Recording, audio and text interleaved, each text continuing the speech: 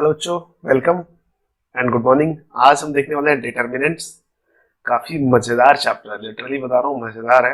Reason, calculation बहुत ही easy रहता है इस चैप्टर का, और through out chapter same calculation चलने वाला है, और चैप्टर भी छोटा है। तो इसलिए मतलब ज्यादा का फायदा ये होता है कि छोटे चैप्टर से हम ज्यादा आउटपुट ले सकते हैं। और हर साल मेंस और एडवांस और स्टेट बोर्ड में यदि है आपके, तो हर साल क्वेश्चंस आते हैं इससे। तो कहीं ना कहीं इसीलिए इसको हम थोड़ा इंपॉर्टेंट मानते हैं। और दूसरे चैप्टर में भी इनका रोल रहा है, यदि आप स्ट्रेट लाइन वगैरह देखे हो तो वहां पे भी एरिया वगैरह निकालने के लिए इसका यूज करते हैं। तो अल्टीमेटली रोल आपको समझ में आ गया होगा इस चैप्टर का। रोल क्या है? रोल बहुत क्लियर है कि कैलकुलेशन का सिंप्लीफिकेशन हम इसके थ्रू करेंगे। ठीक है, तो ज्यादा हम वक्त ना गवाएं और देखते हैं कि इसको डिफाइन कैसे करेंगे। What is the definition of determinant? ठीक है, तो मैं लिख रहा हूं कि it is an array of elements. Array of elements भी लिख सकते हैं और आप नंबर भी लिख सकते हैं। एरे ऑफ एलिमेंट्स और नंबर्स, ठीक है, placed between two verticals line, placed between two vertical lines. अभी समझाऊंगा ये सब डिटेल में। Two verticals line in square form, ठीक है, ये इसका डेफिनेशन होता है। और ये भी लिख लेते हैं, it is usually denoted by delta और capital letters of English alphabet. ठीक है, इंग्लिश अल्फाबेट्स। ठीक है, ये यूजुअली हम डेल्टा से ज्यादा डिनोट करेंगे, इंग्लिश अल्फाबेट का कम ही यूज करेंगे। बट फिर भी जो होता है वो अपन को समझना पड़ेगा। English alphabet capital letters means A B C, and अपने पास आपको पता ही है कहां तक, जेड तक है। 26 ऑप्शन है वहां से। जो भी हो, सबसे पहले समझो एरे क्या होता है। ये एरे एक कोई तो भी नया टर्म है हमारे पास की, व्हाट इज एरे। एरे क्या होता है? एक कलेक्शन होता है, ठीक है ना, कलेक्शन ऑफ एलिमेंट्स होता है। ठीक है, और बोल रहा है कि इनको हम किसके बीच में, दो वर्टिकल लाइंस के बीच में प्लेस करेंगे और स्क्वायर फॉर्म में होगा। तो कहीं ना कहीं एक एग्जांपल लिख लेते हैं इसका कि how to write any determinant. तो हमने लिखा डेल्टा इज इक्वल टू, ठीक है ना, 2 3 5 -1 0 1 एंड 3 5 9। ठीक है, देखो ध्यान से आप। सबसे पहले कलेक्शन है, बहुत सारे एलिमेंट्स हैं, सिंगल तो है नहीं, सिंगल भी ले सकते हैं, वो भी एरे में आता है। ठीक है, उसके बाद क्या बोला? Placed between two vertical line. आपको वर्टिकल लाइन दिख रही है, ये लाइन 1 और दिस इज लाइन 2। ठीक है, उसके बाद बोला कि इन स्क्वायर फॉर्म। अच्छा, स्क्वायर फॉर्म समझना, यदि आप हॉरिजेंटल देखो इसको, हॉरिजेंटल कितने एलिमेंट्स है? 3। तो वर्टिकल भी कितने हैं? 3। हॉरिजेंटल 3 तो वर्टिकल भी 3, कहीं से भी देखोगे। ठीक है ना, तो इसका मतलब it is an determinant, it is a determinant. बात समझ रहे होंगे आप? ठीक है ना, बस इतना ही समझना है इसमें। और इसको हम डेल्टा से डिनोट करें तो मैंने डेल्टा लिखा है, उसमें कुछ तो नई बात है नहीं। आप एबीसीडी कुछ भी ले सकते हो। मान लो मैं एक और एग्जांपल लेता हूं इसका। सपोज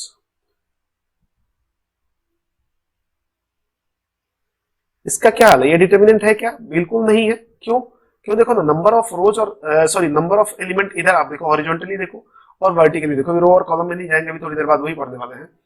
ठीक है, आप इधर से देखो, हॉरिजॉन्टल में 3 एलिमेंट्स लिखे हुए, वर्टिकली 2 ही एलिमेंट लिखे हुए, दैट्स वाई ये नहीं है। क्या मैं इसकी बात कर सकता हूं क्या? ये है क्या? यस, बिल्कुल है। देखो ना, क्यों? दो इधर भी, दो इधर भी, दो हॉरिजॉन्टल, दो वर्टिकल, बस यही चेक करना है, कुछ नहीं है। और एक डेल्टा ले लो। अब मैं पहले भी आपको बोला था कि इसमें हम नंबर्स भी लिख सकते हैं और कुछ एलिमेंट्स भी लिख सकते हैं। लिखा है ना यहाँ पे, नंबर्स भी ले सकते हैं और एलिमेंट्स भी ले सकते हैं। तो ये बिल्कुल नहीं सोचना कि कोई नंबर्स ही लेंगे हमेशा। 3 5 -1 2 8 7 एंड 5 0 0। ठीक है, या मैं एक एलिमेंट को पूरा 0 0 0 भी कर दूं तो भी चलेगा। ये भी तो है ना जी, हाँ, क्योंकि देखो एग्जाम्पल भी ऐसे ही दिए, बस होने चाहिए। 0 है, 5 है, -3 है, -2 से मतलब ही नहीं है अपना। तो हम समझ गए कि क्या होता है डिटर्मिनेंट। समझ गए? अब बात को समझना बहुत जरूरी है इस चैप्टर में। ठीक है, अब आगे देखते हैं कि और इसमें क्या क्या है। तो मैं कुछ नोट्स लेता हूं। ठीक है, मतलब इसके की पॉइंट, फीचर्स आप बोल सकते हैं कि इस चैप्टर के ये फीचर्स ही है।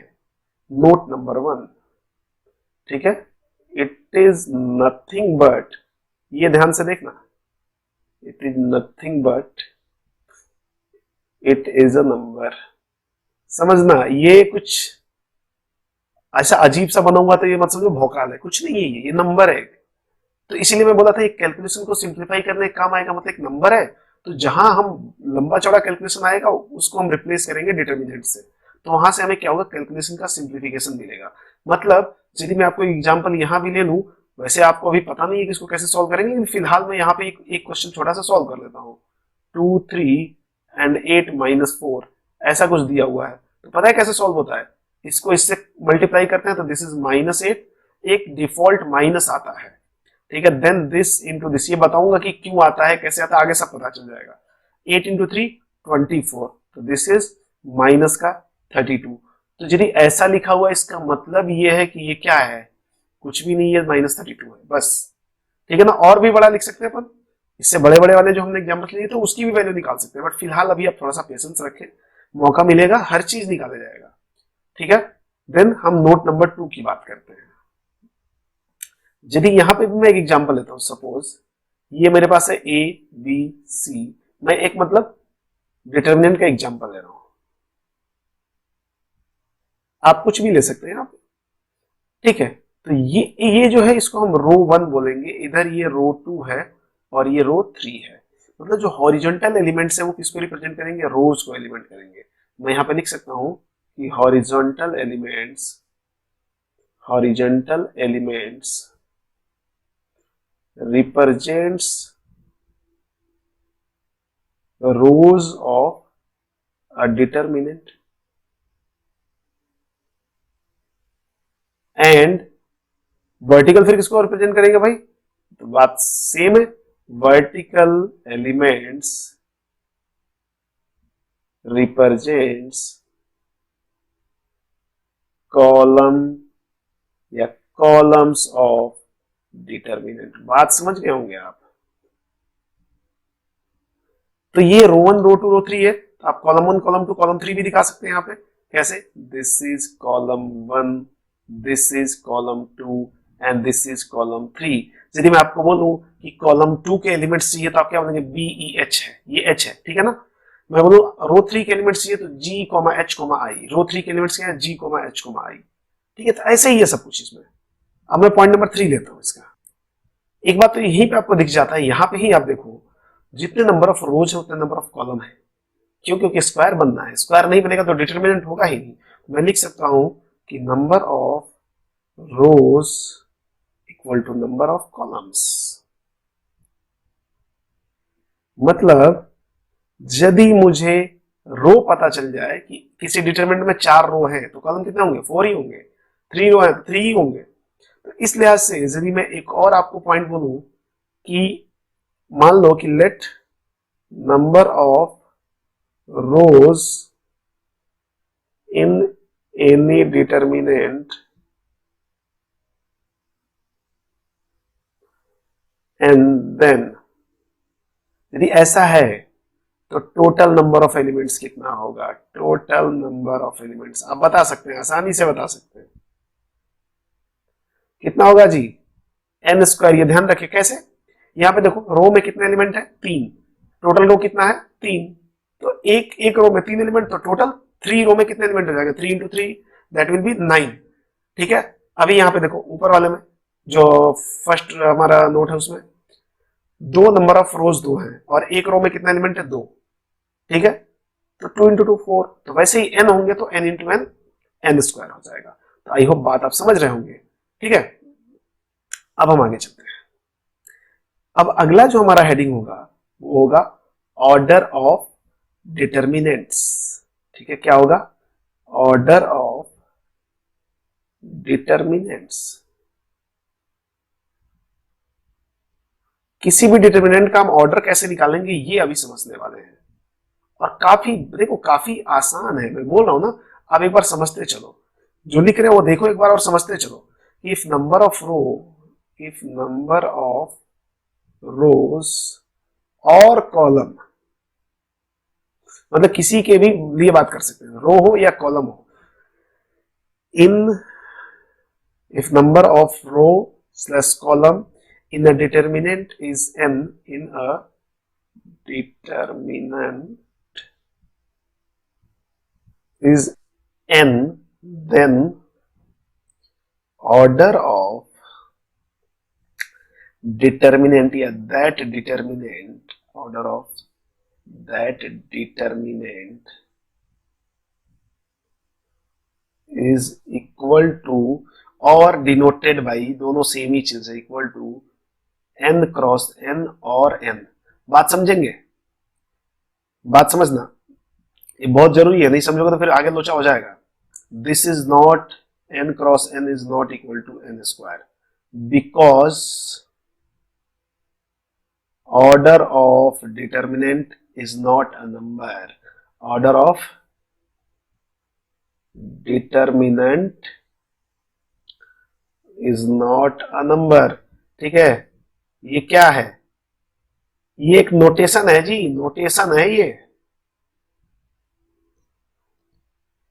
तो आपको हमेशा ये या तो ऐसे लिख दो या ऐसे लिख दो। लिखेंगे कैसे? देखो ध्यान से। मान लो हमारे पास कोई डिटर्मिनेंट है, ठीक है, कोई भी डिटर्मिनेंट हो सकता है। यहाँ पे 3 2 -1 7 5 3 एंड -2 1 4। ठीक है, तो इसका ऑर्डर क्या है? नंबर ऑफ क्या बोला? नंबर ऑफ रोज 3 है, तो क्या हो जाएगा 3 क्रॉस 3 का। देखो नंबर ऑफ रो कितना है, रो 1 रो 2 रो 3 है, कॉलम 1 कॉलम 2 कोई भी एक देख लो। 3 तो 3 क्रॉस 3 आपको यहाँ कोने में लिखना है, यहाँ कोने में लिखना है। ठीक है, ये नहीं ऊपर लिख दो, शौक से कहीं नहीं लिखना। ठीक है, तो ये 3 क्रॉस 3 हो गया। तो इसका ऑर्डर क्या हो गया? मतलब मैं बोलूं कि order of determinant equal to 3 cross 3। ठीक है, एक और एग्जांपल ले लो।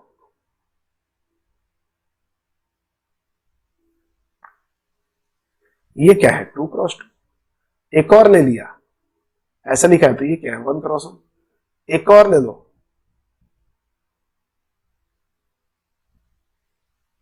इसका क्या है?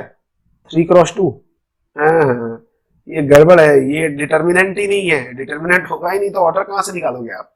ये बात ध्यान रखें आप। तो बेसिक जो चीजें हैं वो आपको क्लियर होनी चाहिए। बेसिक्स में यदि आप गड़बड़ करते हैं तो बहुत ही बुरा, मतलब क्या यार, डिटर्मिनेंट तो पता होना चाहिए ना यार, अब कैसे बोलेंगे इसको? ठीक है, तो ये डिटर्मिनेंट है ही नहीं तो ऑर्डर कहां से हम डिफाइन करेंगे? तो ऑर्डर डज नॉट एग्जिस्ट। ठीक है, ये डिफाइन ही नहीं होगा ऑर्डर इसका।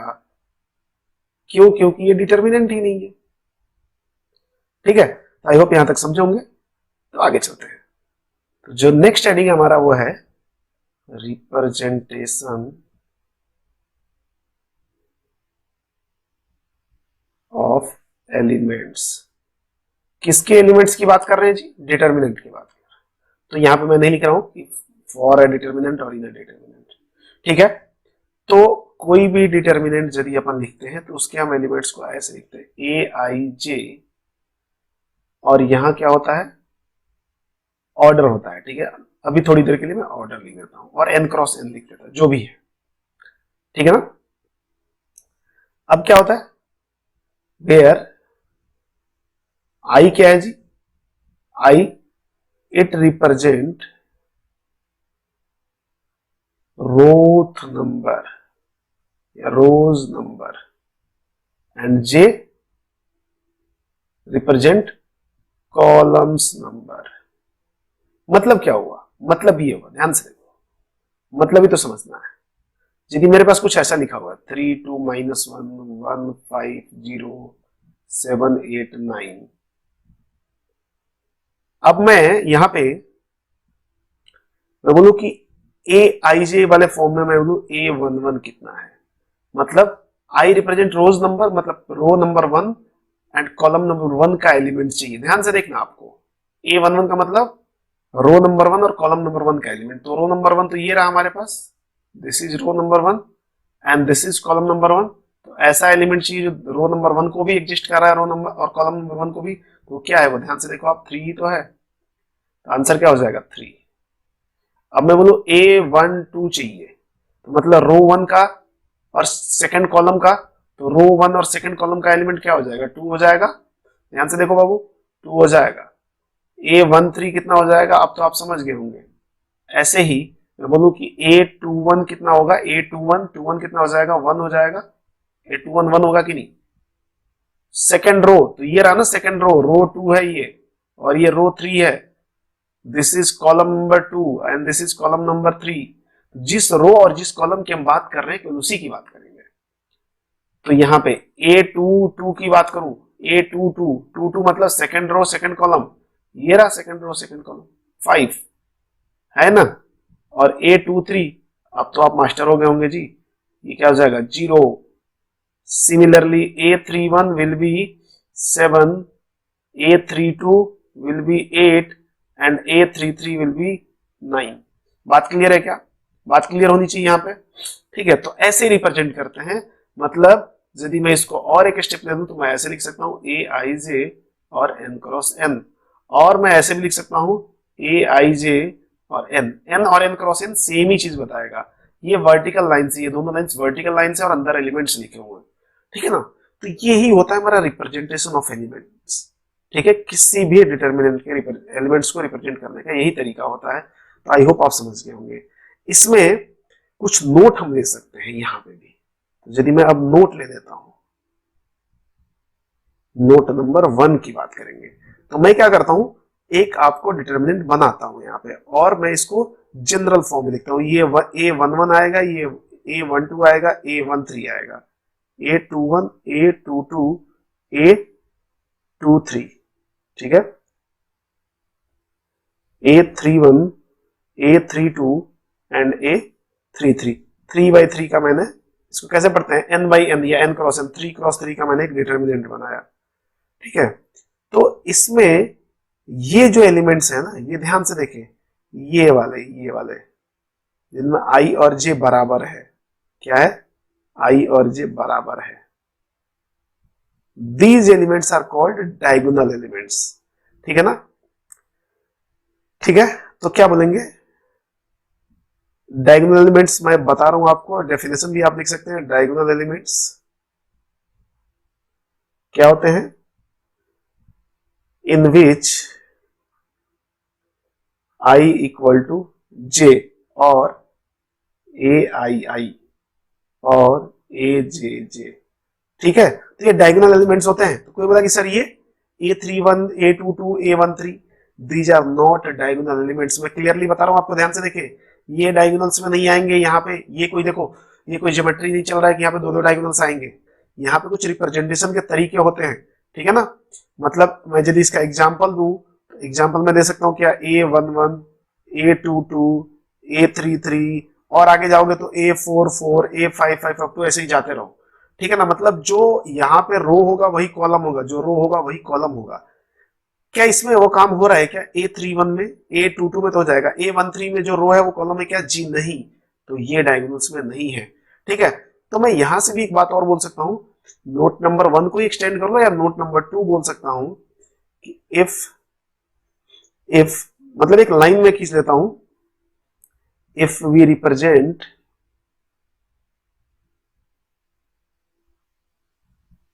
all diagonal elements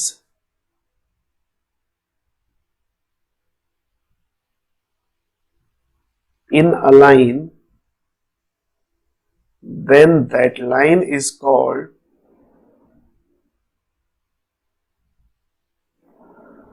principal diagonal, principal diagonal, ठीक है। तो हम बात हमेशा प्रिंसिपल डायगोनल की करेंगे जी, ठीक है। तो यदि मैं आपको यहाँ पे एक पॉइंट और आपको रिमेंबर करने के हिसाब से बोलूं, तो A13, A31, ये these are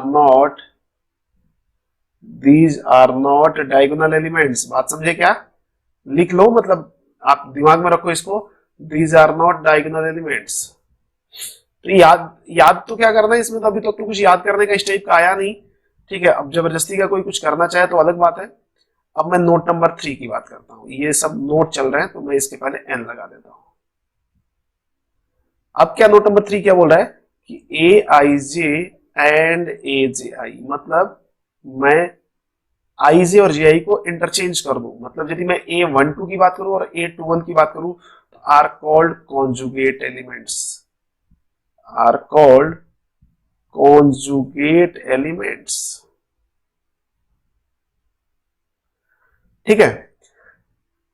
और इनकी खासियत भी होती है कुछ, and these are symmetrically placed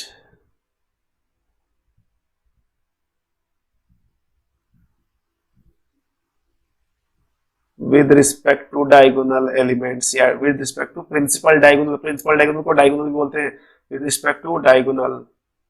थोड़ा ध्यान से देखेंगे इनके बारे में, मैं क्या बोल रहा हूं। यदि ए आई जे एंड ए जी आई, मुद्दा यहीं पे होना चाहिए। अभी पहले एक बार लिख लेता हूं, A11, A12, A13, A21, A22 and A23, A31, A32 and A33। ठीक है बच्चों, अब देखो, अब मैं क्या करता हूं, एक लाइन मिला देता हूं यहाँ पे। ये देखो, ये एक मैंने लाइन मिला दी है। ये क्या है, हमारी डायगोनल है। प्रिंसिपल डायगोनल बोलो या डायगोनल बोलो, बात सेम है। अब ए आई जे मतलब यदि मैं बात कर रहा हूं A12 एंड A21, देखो तो A12 एंड A21 यही होगा ना। इसमें I1 है, J2 है, दूसरे में उल्टा। तो ये क्या होंगे, ये देखो मैं एक साथ बना रहा हूं, ये जो है और ये जो एक कॉन्जुगेट एलिमेंट्स है, ये दोनों कॉन्जुगेट एलिमेंट है। और देखो सिमेट्रिकली प्लेस्ड है किसके, डायगोनल के, मतलब डायगोनल के उधर जैसा है वैसा ही इधर है। अब बात करते हैं इसका A31, ठीक है, जो जैसा कॉन्जुगेट है मैं उनके लिए अलग अलग शेप दे रहा हूं। ठीक है, मैं स्क्वायर शेप में, सॉरी रेक्टेंगुलर शेप में इसको दे रहा हूं। ये भी देखो तो सिमेट्रिक है क्या, डायगोनल के बिल्कुल है। अब इसकी बात करते हैं, ठीक है, A23 एंड A32, इसका भी तो वही है हिसाब किताब। तो यही तो बोल रहा है कि these elements are called conjugate elements. ठीक है, एंड और इनके साथ क्या है, इनकी कुछ स्पेशलिटी है कि ये डायगोनल से। तो किसी ने बोला कि सर A11 का क्या हाल है, A11 क्या ये सिमेट्रिक एलिमेंट्स है क्या। हमने बोला यार इसका उल्टा सीधा एक जैसा होता है ना, तो इसमें सिमेट्री की कोई बात ही नहीं आती। A11, A22 और A33 और A44 ऐसे ही जाओ, तो सिमेट्रिसिटी की कोई जरूरत ही नहीं है, क्योंकि उल्टा सीधा एक ही जैसे हैं। वन और वन को चेंज करके क्या मिल जाएगा आपको। तो मैं एक और एग्जांपल लेता हूं यहाँ पे डेल्टा, और आप बताएंगे कि इसमें सिमेट्रिक एलिमेंट्स कौन कौन से हैं। 1, 5, 9, 0, 3, 2 एंड 7, 8, 5। तो यहाँ पे मैं बोल सकता हूं कि 5 and 0 are symmetric, sorry conjugate element, symmetric नहीं बोल रहा था मैं। 5 and 0 are conjugate to each other, conjugate to each other, ठीक है, या conjugate elements। और क्या क्या हो सकते हैं conjugate elements, 9 and 7, 9 and 7, और क्या क्या हो सकता है 2 and 8। ये हमारे conjugate elements हैं। ठीक है, तो आई होप आप बात को समझ गए होंगे कि हम कैसे कैसे conjugate elements को रिप्रेजेंट कर रहे हैं। ठीक है, ठीक है, तो अब हम देखने वाले हैं माइनर। ठीक है ना, ये क्या है, माइनर और मेजर भी है क्या, इसमें ऐसा कुछ नहीं है, तो माइनर है, ठीक है ना, मेजर वजर नहीं है इधर। ठीक है, तो माइनर क्या होता है, ये एक डिटर्मिनेंट के लिए हम एलिमेंट के रिस्पेक्ट में एक छोटा डिटर्मिनेंट निकालते हैं। बात समझे, थोड़ा सा डेफिनेशन वगैरह के बाद आपको क्लियरली समझ में आ जाएगा कि इसको हम कैसे डिनोट करते हैं। डिनोटेड बाई एम आई जे। जैसे ए आई जे था वैसे ही एम आई जे हमारे पास, मतलब अलग अलग एलिमेंट्स के लिए अलग अलग माइनर्स आएंगे। क्लियरली हो गया ना, क्योंकि आई जे मतलब आप 1,2 रखोगे, M12, M13, M14, 21 ये सब आ सकता है। मैं इसका डेफिनेशन लिखता हूं कि कैसे डिफाइन करेंगे या कैसे आइडेंटिफाई करेंगे कि क्या होता है माइनर। तो माइनर ऑफ एलिमेंट, मैं बोल रहा था ना कि एलिमेंट का निकालेंगे, तो माइनर ऑफ एलिमेंट ए आई जे, यदि मुझे ए आई जे एलिमेंट का माइनर निकालना है, is obtain, is denoted by, पहले डिनोटेड लिख लो, is denoted by M I J and is also a determinant and is also a determinant obtained from original determinant, obtained from original determinant by eliminating ith row and jth column. ठीक है, मुद्दा समझना क्या है, कैसे कैसे क्या game है। मान लो हमारे पास एक डेल्टा दिया हुआ है, एग्जांपल से समझने की कोशिश करते हैं। तो डेल्टा दिया हुआ का मतलब क्या हुआ, कुछ भी लिख लो यहाँ पे 2 1 3 5 7 9 8 1 -1, ये हमारे पास डिटरमिनेंट पहले से दिया हुआ है। अब मैं यहां से कुछ माइनस निकालता हूं, सपोज मुझे M12 चाहिए, तो इसने क्या बोला, it is also a determinant. तो पहली बात तो ये डिटर्मिनेंट है and is obtained by original determinant, obtained from original determinant, तो इसी से बनेगा। और क्या बोल रहा है कि यदि ए आई जे के लिए निकाल रहे हो ना, ए आई जे मतलब M12 का मतलब ये किसके रिस्पेक्ट में निकलेगा, A12 के लिए निकलेगा, तभी M12 आएगा हमारे पास। तो बोला इसके लिए एलिमिनेट क्या क्या करना है, ith रो, कौन सा रो एलिमिनेट करना है, इसमें आई की वैल्यू 1 है तो फर्स्ट रो एलिमिनेट कर दो, एंड जेथ कॉलम सेकंड कॉलम एलिमिनेट करो। तो फर्स्ट रो एलिमिनेट करोगे तो क्या क्या एलिमिनेट हो जाएगा, फर्स्ट रो में ये एलिमिनेट हो गया, और सेकंड कॉलम में, सॉरी ये तो उल्टा हो गया, फर्स्ट रो अपन को एलिमिनेट करना है ना, तो फर्स्ट रो में तो ये एलिमिनेट हो गया और सेकंड कॉलम में ये एलिमिनेट हो गया। तो कौन कौन से एलिमेंट बच गए, 5 -1, तो मैं M12 लिख रहा हूं, आप ध्यान से देखें, this is 5 then 9 then 8 and -1, जो बच गया उसको एज इट इज अंदर रिप्रेजेंट कर दिया, तो ये 2 × 2 का बना, ये 3 × 3 का था। तो वैसे भी जितने ऑर्डर का आपका डिटर्मिनेंट होगा ओरिजिनल, उससे एक कम ऑर्डर का माइनर बनता है गारंटीड, क्योंकि एक ही रो और कॉलम हम एलिमिनेट करते हैं। अब यदि मैं बोलूं कि M32 बताओ, तो इसके किसके रिस्पेक्ट में बताओगे, A32 के रिस्पेक्ट में। अब डायरेक्टली आप देखो क्या लिखोगे, थर्ड रो और second column, third row means this and second column means this, यही हटाना है, तो क्या बचेगा 2 3 5 9, 2 3 एंड 5 एंड 9, ये भी 2 × 2 का ही आया। तो क्या बोला था अभी, जैसे बोला वैसे ही हुआ ना, कि एक एक ऑर्डर कम आएगा। अब इस लिहाज से आप कितना भी निकाल सकते हो यार, मैं बोलूं कि A13 का निकालो, निकाल सकते हो आप, कैसे, फर्स्ट रो और थर्ड कॉलम, फर्स्ट रो तो हटा दिया और थर्ड कॉलम हटा दिया, फर्स्ट रो में ये पूरा गया, ऊपर जो लाइन है, और थर्ड रो में ये गया, तो क्या बचेगा 5 7 8 एंड 1, 5 7 8 एंड 1। अभी कैसे इवेल्युएट करते हैं वो नहीं बता रहा हूँ, अभी तो थोड़ी देर पहले आपको बताया भी था मैं, इधर से इधर मल्टीप्लाई करो, इधर से इधर मल्टीप्लाई करो। सॉरी ये A13 नहीं है, M13 है।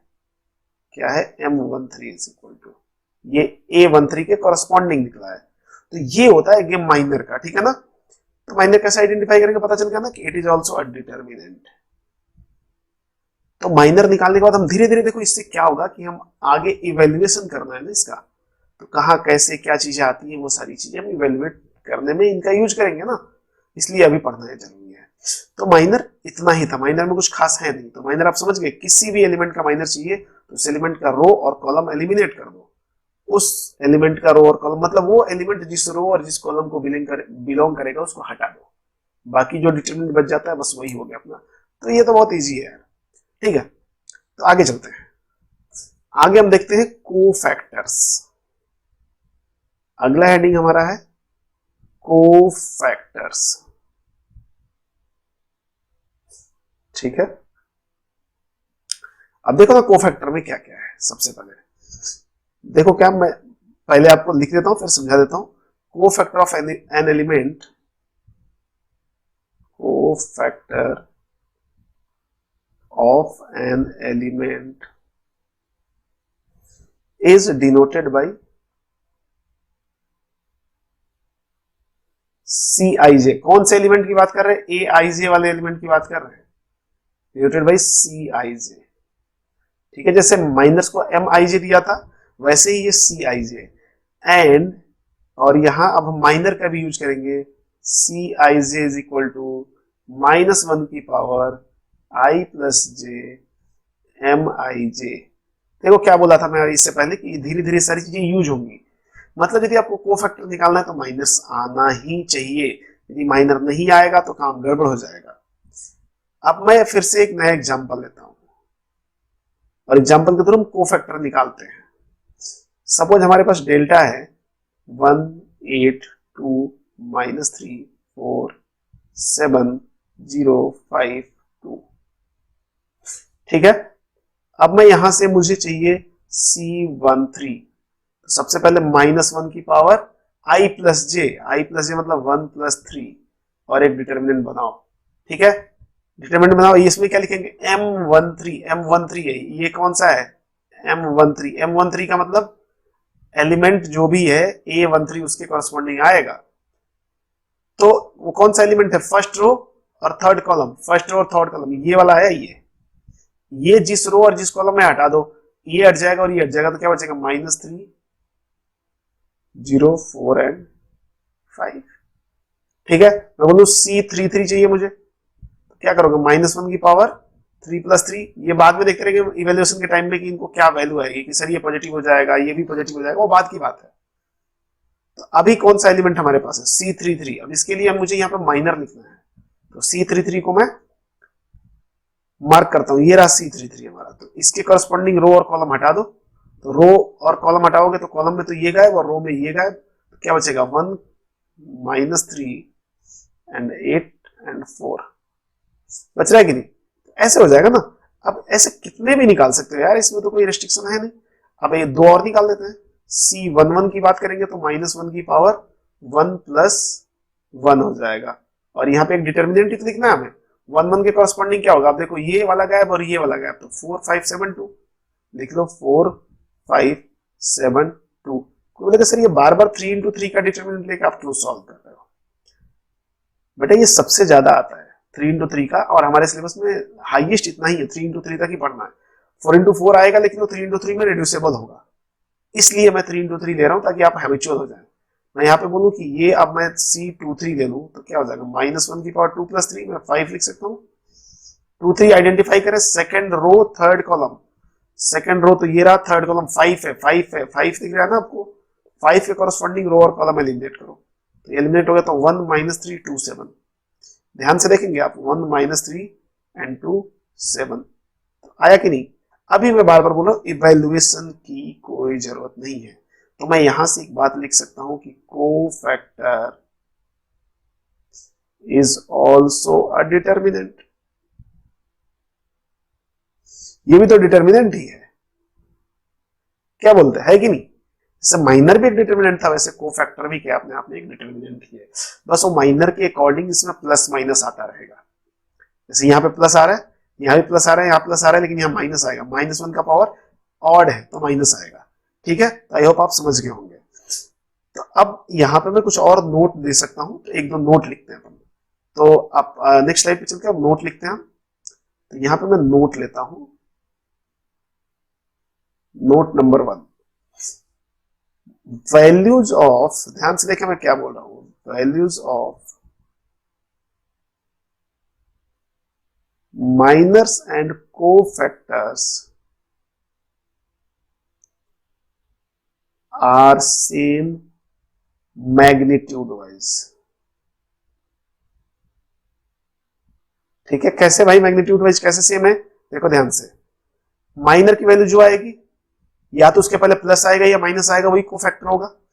कोफैक्टर में माइनर के अलावा क्या आ गया, ये आ गया ना एक्स्ट्रा, तो ये क्या करेगा, ऊपर i + j या तो इवन होगा या ऑड होगा, इवन होगा तो प्लस बन जाएगा और ऑड होगा तो माइनस हो जाएगा, तो या तो माइनस में आएगा नहीं तो प्लस में आएगा, वैल्यू तो माइनर जैसा ही रहेगा। तो वही बोला कि value of minor and cofactor are same magnitude wise. ठीक है, मैग्नीट्यूड वाइज मतलब प्लस माइनस हम ध्यान नहीं देंगे। सेकंड पॉइंट यदि लेते हैं नोट नंबर 2 का, वो क्या बोल रहा है, इफ डेल्टा इक्वल टू, मैं इसको रिप्रेजेंट कर रहा हूं ऐसे, Aij n क्रॉस n का है, n क्रॉस n ऑर्डर का है, मतलब n रो n, तो अब फिर मैं वही बात, total number of element, total number of element कितने होंगे जी, पहले बताया जा चुका है n²। अगला इसमें लिखता हूं कि number of diagonal elements, total number of diagonal elements,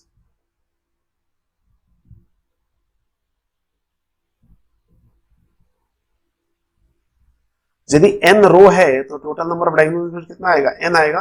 reason जितना रो है उतना ही कॉलम है ना, देखो ना, मैं एक छोटा सा यहाँ पे आपको दिखा देता हूँ एग्जांपल, 5 7 9 4 2 1 8 3 5 2 7 1 एंड 3 0 1 5, देखो 4 × 4 का बनाया हूं।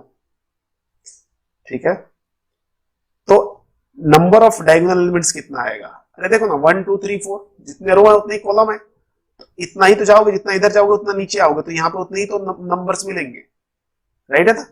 अब हम क्या देख रहे हैं, total number of diagonal elements यदि देखो तो टोटल नंबर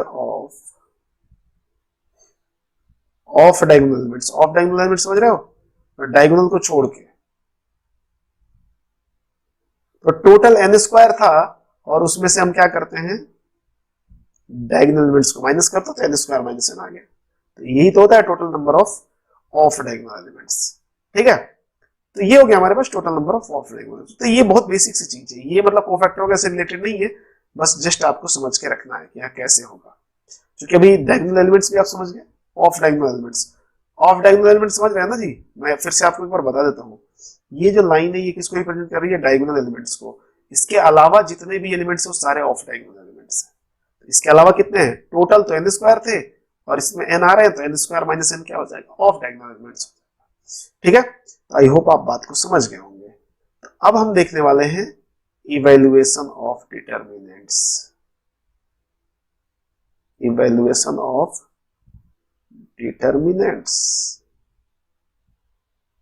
मतलब डिटर्मिनेंट्स को इवेल्युएट कैसे करते हैं, मतलब यदि मैंने बोला है कि it is nothing but it is a number, तो ये नंबर निकलेगा कैसे। ठीक है, तो एक बहुत छोटा सा एग्जांपल मैं लेता हूं, एग्जांपल से ही आपको समझाएंगे कि कैसे करेंगे। एग्जांपल लेके और आपको बताता हूं। मान लिया डेल्टा है हमारे पास ए बी सी डी, तो इवेल्युएशन कैसे होता है ध्यान से देखो, ऐसे a into D minus default आएगा और this into this b into C, ऐसे होता है। ठीक है ना, अच्छा ये ऐसे मतलब ऐसे क्या हवा में हो जाता है, जी नहीं, ऐसे हवा में नहीं होता है। असल में इवेल्युएशन का जो हमारे पास मेथड है ना, रूल जो है वो ये बोलता है, रूल क्या बोलता है कि डेल्टा या तो आप ऐसे लिखो या ऐसे लिखो, a11 c11 plus a12 c12 plus a13 c13, किसी भी एक रो या एक कॉलम के रिस्पेक्ट में आप इसको एक्सपेंड करिए और ऐसे करके जहां तक ही खत्म हो जाए छोड़ दो। क्या बोल रहा हूं, किसी भी रो या कॉलम के रिस्पेक्ट में आप इसको एक्सपेंड करेंगे और जहां पे खत्म हो जाएगा वहीं पे छोड़ देंगे, कोई रेस्ट्रिक्शन नहीं है। बट ये ध्यान रहे, एक रो आपने चूज कर लिया तो उसके अकॉर्डिंग जाना पड़ेगा, और एक कॉलम चूज कर लिया तो उसके अकॉर्डिंग जाना पड़ेगा। अब ये बात क्या है, इसको और डिटेल में समझते हैं कि क्या है। मतलब अभी हमारे पास क्या था, डेल्टा ऐसा था कुछ ए बी सी डी, ठीक है, मुझे इसकी वैल्यू चाहिए, मैं क्या ले लेता हूं, a11 c11 plus a12 c12, a11, अब a11 लिया, a12 लिया तो c12 लेंगे।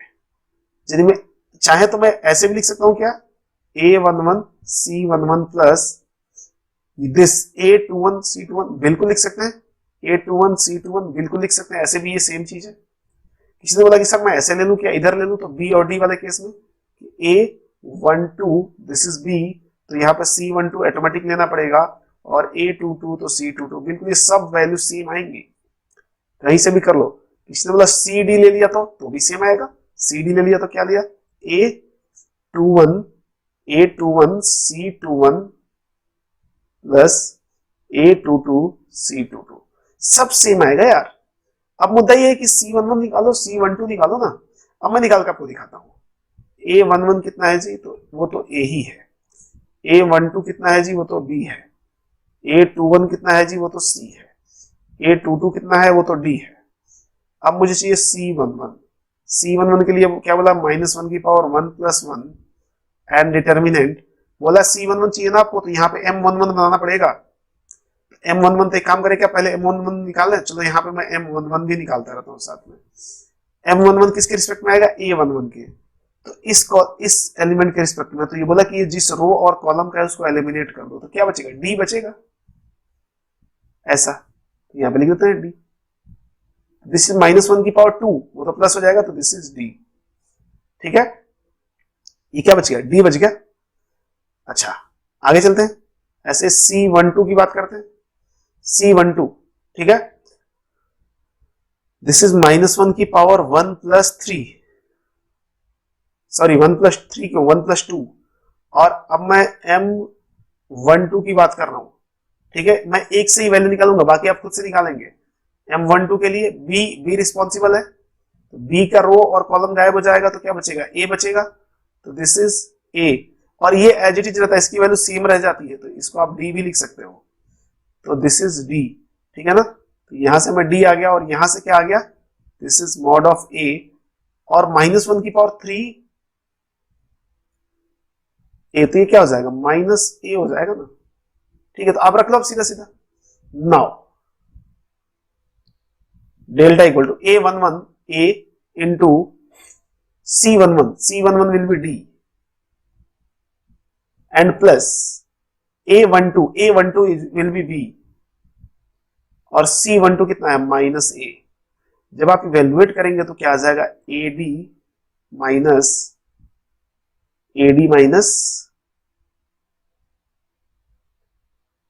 AB। ठीक है, हम किसका, C12 चाहिए ना यार, C12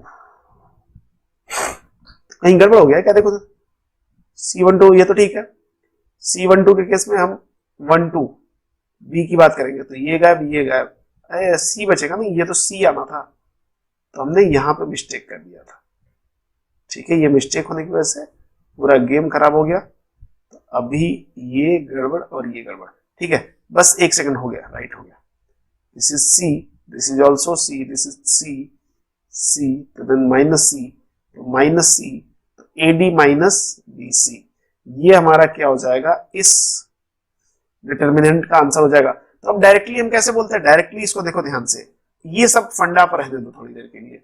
डायरेक्टली कैसे निकालते हैं, A B and C D ऐसे लिखा हुआ है, क्या करो, यहां से यहां क्रॉस मल्टीप्लाई करो, दैट विल बी AD, एक डिफॉल्ट माइनस देगा, और ये मल्टीप्लाई करो BC, क्या सेम आया है, आप मिला लो, सेम आया है क्या, हाँ जी सेम ही तो है, तो बस हो गया ना, हो गया ना। तो मैं यदि आपको एक एग्जांपल दूं, यहां से एग्जांपल मैं लूं, और ये पहले भी बताया था अभी थोड़ी देर पहले, कि एक डेल्टा हमारे पास मान लो 3820, इसकी वैल्यू बताओ, इसकी वैल्यू आपको बतानी है, बता सकते हैं क्या आप, बिल्कुल 3 × 0 0 -8 × 16, दिस इज -16, तो ये -16 लिखा हुआ है।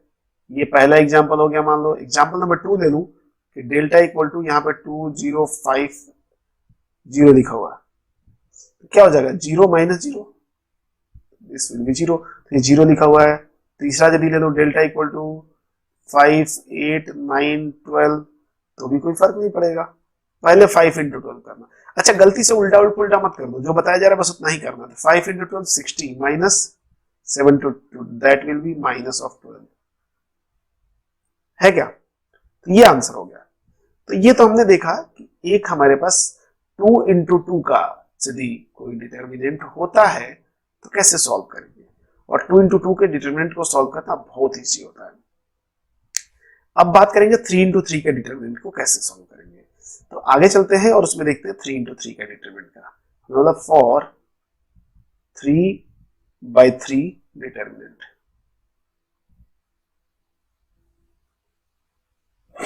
मान लिया हमारे पास एक 3/3 का डिटर्मिनेंट है और एक जनरल ले लो ABC DEF एंड GHI,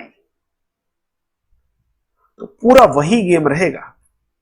ठीक है, क्या करेंगे, A11 C11 plus A12 C12 plus A13 C13। अब मैं यहाँ पे अब बाकी सारे नहीं लिखने वाले, बाकी आप खुद से ले सकते हो, यूजुअली ऐसे ही ओपन करते हैं। ठीक है, चाहे कैसे भी, अभी धीरे धीरे प्रैक्टिस में आ जाएगा तो ओपन होना शुरू हो जाएगा। आप यदि मैं अब C11 चाहिए, C12 चाहिए, C13 चाहिए, इसके लिए मुझे M11 M12 M13 भी चाहिए, मैं पहले आइडेंटिफाई करता हूं उनको। नाउ M11 की बात करते हैं। M11 क्या बोलता है, A11 के कॉरेस्पॉन्डिंग, A11 के कॉरेस्पॉन्डिंग आप हटा दें इसके रो और कॉलम, तो क्या बचेगा, E F H and I। M12 चाहिए मुझे, A12 के हिसाब से तो B के रिस्पेक्ट में रो और कॉलम हटाएं, तो ये हट जाएगा, ये हट जाएगा, तो क्या बचेगा, DFGI, DFG एंड I। ठीक है, M13 के लिए क्या करेंगे आप, A13 के लिए मतलब C के रिस्पेक्ट में रो और कॉलम को एलिमिनेट कर दो, तो DEGH, DEGH। ये हो गया आपका। नाउ C11 मतलब -1 की पावर 1 + 1 2 एंड M11। ठीक है, देखो तो मैं यहाँ पे M11 ही लिख देता हूं। ठीक है, तो this is M11, that will -1 power 2, वो तो +1 हो जाएगा और +1 इंटू एनीथिंग तो एज इट इज रह जाएगा, तो ये M11 ही आ जाएगा। This is EF and HI। ऐसे C12 की बात करें तो -1 की पावर 1 + 2 M12, -1 की पावर 3 तो निगेटिव आ जाएगा, निगेटिव के साथ ये रहेगा, और this is DF G and I। And C13 में क्या हो जाएगा, -1 की पावर 1 + 3 M13, तो मैं यहां से यदि C13 लिखूं आपके लिए, -1 की पावर 4 + 1 तो M13 आ जाएगा एज इट इज, और M13 क्या होता है, DE एंड GH। अब ये सब आ गया मेरे पास, और लगे हाथ में आपको A11 क्या है, हमारे पास A है, A12 क्या है, B है, और A13 क्या है, C है। मुझे डेल्टा चाहिए, डेल्टा की वैल्यू चाहिए, डिटरमिनेंट की वैल्यू चाहिए। क्या बोला था, A11 मतलब A इंटू M11, M11 क्या आ गया, सॉरी C11 क्या आ गया, EFHI लिख लो आप, क्या है EFH and I plus A12 वो हमारे पास B है, और यहां पे कुछ तो भी आया है, देखो ध्यान से, C12 चाहिए, C12 ये रहा, ये आया है, माइनस है DFGI, माइनस के साथ DFGI, माइनस भी है हमारे पास, ठीक है हम माइनस ले लेते हैं, यहाँ पे -1 लिख लेते हैं, DFGI देन प्लस C, और हमें C13 चाहिए, C13 कितना आया है, ये DEGH, क्या आया, DEGH। तो अल्टीमेटली क्या हो जाएगा, A इंटू, अब इसको भी तो ओपन कर सकते हैं, अभी तो सीखा हमने 2 × 2 को कैसे, EI - HF, EI - HF, और दिस इज -B, क्यों माइनस, क्यों माइनस की वजह से यहाँ पे, और दिस इज DI - GF और plus C into DH - GE। अब आप इसको इवेल्युएट कर लें, यही हमें दे देगा डेल्टा।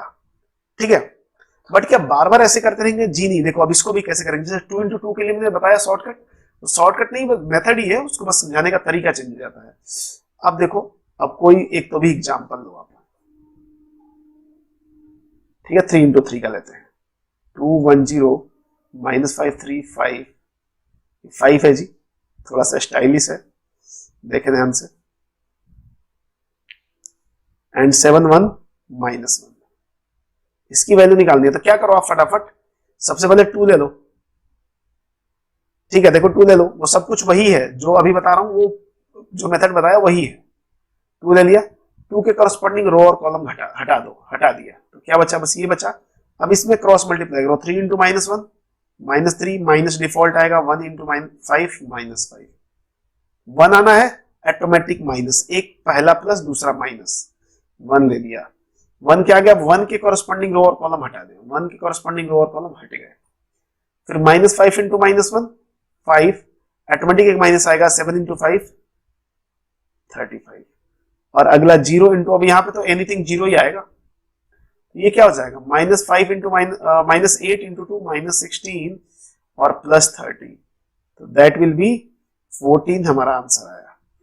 किसी ने बोला कि सर ये तो इसको लेके हमने किया ना, यदि कोई और लेके करेंगे तो भी यही आएगा, देखो और भी करते हैं, इधर से करते, इधर से कर लो या बीच से कर लो, जैसे इधर से कर लो, 2 लिया तो ये तो पहला तो फिक्स ही है, कहीं से भी 2 लोगे, दूसरे में क्या करना है, माइनस ऑटोमेटिक लेना है, और एक -5 बाहर आ गया, ये इसके कॉरस्पॉन्डिंग रो और कॉलम को गायब कर दो, ये और ये गायब हो गया, तो क्या बचा, 1 0 1 -1, 1 × -1 -1 माइनस 1 × 0 0, अब क्या करेंगे, 7 लेंगे, 7 के कॉरस्पॉन्डिंग रो एंड बिट्स गायब हो गए, दिस इज 1 × 5 5 -0, दिस इज 5 -0, अब देखो यहां से क्या आ रहा है, this is -16 minus minus plus 5 × -1 -5 and plus 35, तो ये क्या हो जाएगा, प्लस का 30 हो जाएगा और -16 14, ये आ गया आंसर।